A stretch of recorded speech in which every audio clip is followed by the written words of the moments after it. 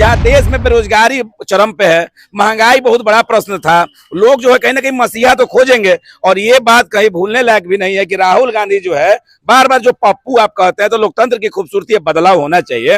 3 term BJP रह गई, 2 term रह गई, तीसरा टर्म जनगणना ज्यादा आया है तो वो लोग वोट काट देंगे, ऐसा कुछ भी नहीं है। यादव जी ने आप नहीं जानते हैं, वो लोग भी तो सब पार्टी को वोट देते हैं। ऐसा थोड़ी है कि यादव जी तो सिर्फ यादव जी को वोट देंगे। तो बिल्कुल आप यहाँ पे जातीयता बतिया रहे हैं, क्योंकि जाति ही नहीं रहे, आप जबरदस्ती थोप रहे हैं। हम क्या बोले, चर्चा आपने क्यों किया? जातिगत बात कर लें, बेरोजगारी बढ़ी है कि नहीं, महंगाई बढ़ी है कि नहीं। आप बात करते हैं देशभक्ति की, क्या देशभक्ति से एक घर में जिसका पांच सदस्य है, क्या उसका पेट भर जाएगा देशभक्ति से? देशभक्ति होना जरूरी है, देशभक्ति होना एकदम जरूरी है। नमस्कार, आप देख रहे हैं STR न्यूज, मैं हूँ आपके साथ हेमलता। देखिए, लोकसभा का चुनाव आने वाला है और लोग जो है किसको पसंद करने वाले हैं, इस बार हम इस पे चर्चा करेंगे। लेकिन सबसे पहले आपको बता दें, 2024 में लोकसभा का चुनाव आने वाला है और लोग जो है काफी उत्सुक है किसकी सरकार आने वाली है, किसका सत्ता इस बार आने वाला है, कौन जो है इस बार जो है कुर्सी पे बैठने वाले हैं। इन मुद्दों पे हम जान लेते हैं। हमारे साथ जो है काफी सारे लोग मौजूद हैं। सबसे पहले स्वागत है आपका। हाँ, आपका शुक्रिया। सर, लोकसभा का चुनाव आने वाला है, किस तरीके से आप देखते हैं इस चीज को?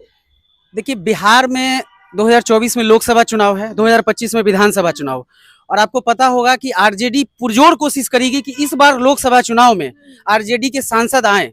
ठीक है, और बीजेपी जिस तरीके से 39 सांसद पिछले बार लाई थी, क्योंकि मोदी लहर था, लेकिन इस बार थोड़ा सा प्रक्रिया उल्टा हो गया है। क्योंकि कांग्रेस जब से ये जनता जोड़ने का काम कर रही है ना, रोड पे सड़क पे राहुल जी निकल के, तो कहीं ना कहीं मोदी सरकार को एक बहुत बड़ा चैलेंज मिला है और बिहार में इस चीज का असर बहुत ज्यादा दिखने को मिला है। और आपको बताया कि बिहार में आरजेडी है, बड़ी पार्टी है, बहुत बड़ी पार्टी है।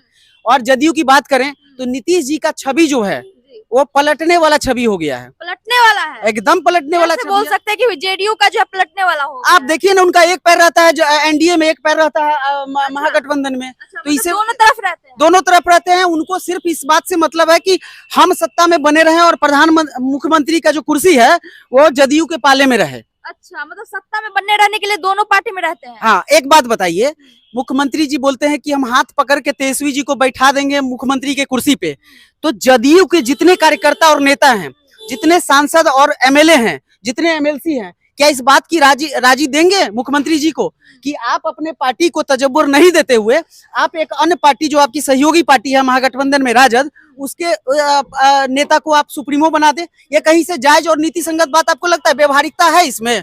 कोई भी प्रैक्टिकलिटी है? आपके घर में आपके मुखिया पापा हैं और आप पड़ोस वाले चाचा को बना देंगे अपने घर के मुखिया? ऐसा तो नहीं होता है। जब एक घर में, एक गांव में नहीं हो सकता है तो एक स्टेट में कैसे होगा? ये सरासर झूठ वाला बात है।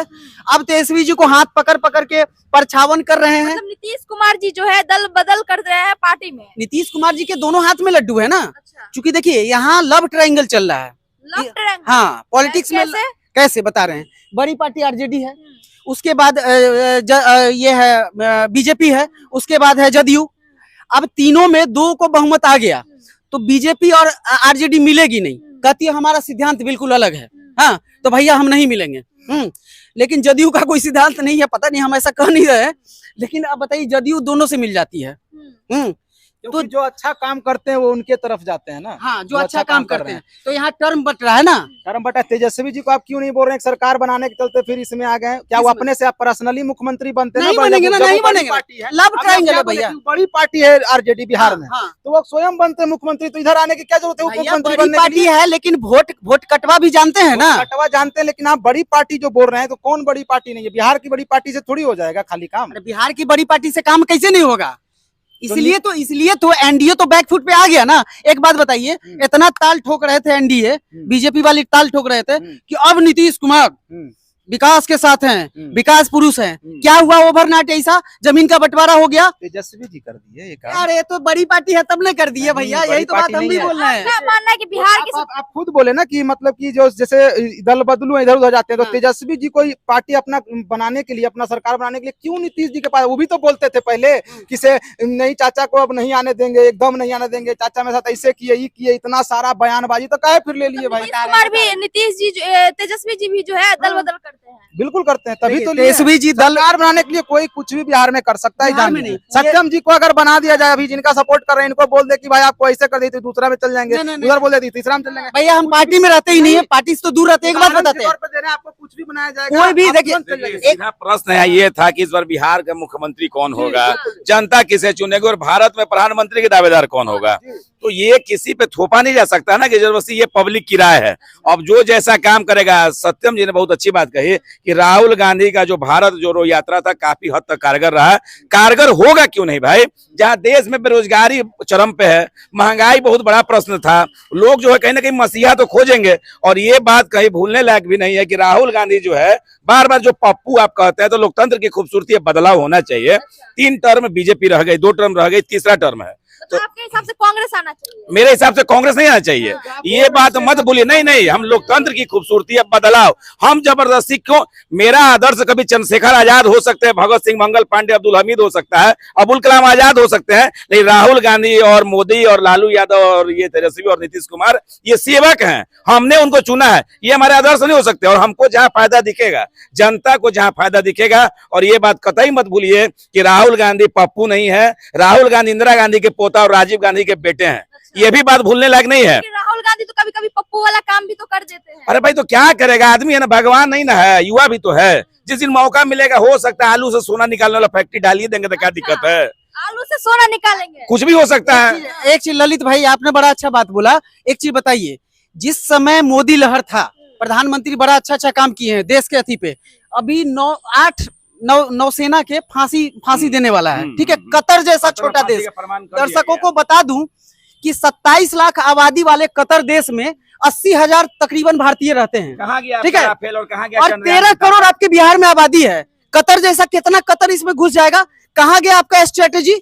इंटरनेशनल कूटनीति की बात करते हैं ना, लोकतंत्र में अब हम चुन सकते हैं, तो आखिर उंगली किस पे उठाएंगे। अभी देश के प्रधानमंत्री हैं मोदी जी, तो बेरोजगारी दूर और महंगाई दूर करने के लिए हम क्यों ना कहें। अगर कोई कहेंगे तो कहेगा विपक्ष का है, तो ये चीज लोगों को समझना पड़ेगा। एक स्ट्रेटजी और परसेप्शन जो क्रिएट हो गया है ना, थोड़ा सा आवाज उठाएगा तो आप विपक्ष में हो गए, तो आप देशद्रोही हो गए। इससे ऊपर हम लोग को उठना पड़ेगा। और प्रधानमंत्री जी ये बात मत भूलिए कि आप प्रधानमंत्री आवास में रहते हैं, देश और विदेश घूमते हैं, तब आपको इतना अच्छा आइडिया आता है। अगर हमारे जगह सत्यम जी को उसके जगह भेज दिया जाएगा ना, उससे अच्छा काम करके दिखाएंगे। तो कोई प्रधानमंत्री राहुल गांधी, नीतीश कुमार, कोई किसी पे एहसान नहीं किया है। जब नीतीश कुमार जी चलते हैं पटना में, तो कारकेट जब इनका निकलता है ना, तो सारा डीएम एसपी लेस रहता है और रोड पे रोक दिया जाता है। हम लोग को छोटे छोटे बच्चे, 4 चौराहा खाली हो जाता है, रोक दिया जाता है, एम्बुलेंस रुक जाती है। तस्वीर भी वायरल हुई है, एम्बुलेंस को रोक दिया गया बाहर में, कहीं किसी जिले में सीएम का प्रोग्राम था, तो एम्बुलेंस को रोक दिया गया। कैसे नीतीश कुमार अच्छा काम करते हैं, कैसे आप कहिए तेजस्वी जी अच्छा काम करते हैं। अच्छा काम करने ही के लिए आपको चुनता है, और चुनने के बाद फिर जात पात, जातीय जनगणना, महंगाई, बेरोजगारी झेलना तो है ही। अब तो आने वाला समय में जनता ये तय करे, आपको ऊपर उठना पड़ेगा। जब विकास की आप बात करते हैं तो वहां जात पात से ऊपर उठिए, जो रहेगा, जो पार्टी का लोग रहे, हम क्यों ना उसी को कहेंगे। अच्छा, क्या लगता है बिहार का जो भविष्य है किसके हाथ में जाने वाला है? बिहार का भविष्य किसके हाथ में जाएगा? यहाँ के युवाओं के हाथ में जाएगा भविष्य।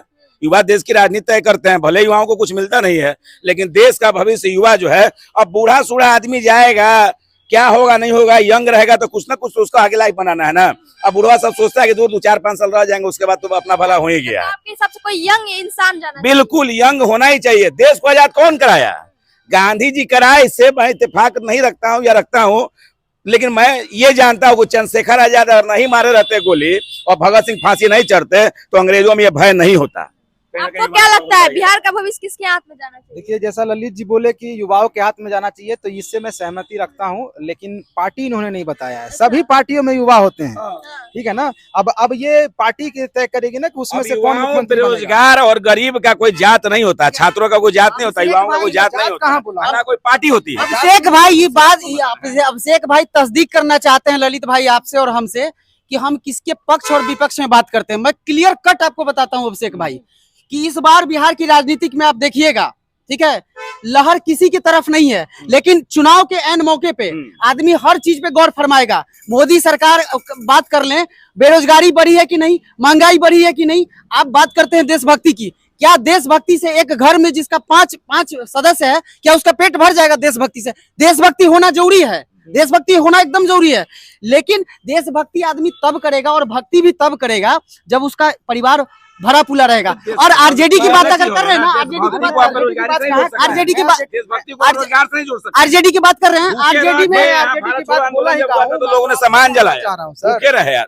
तो बेरोजगारी अलग विषय होगा और देशभक्ति अलग। क्या बेरोजगार देशभक्त नहीं होता है क्या?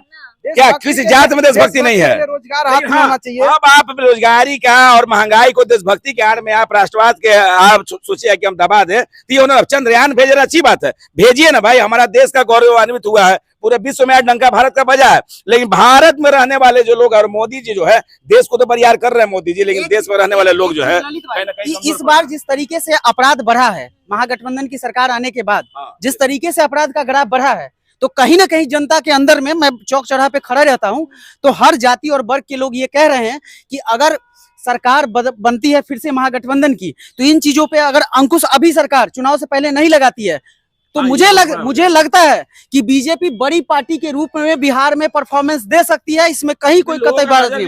लेकिन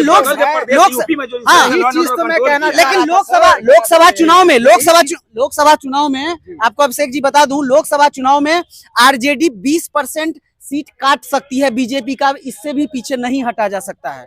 मैं आपको ऐसा क्यों लगता है कि आरजेडी जो है सीट काट सकती है? बिहार में लहर अब जातिगत जनगणना के बाद बदल गई है, इस बात को मत भूलिए।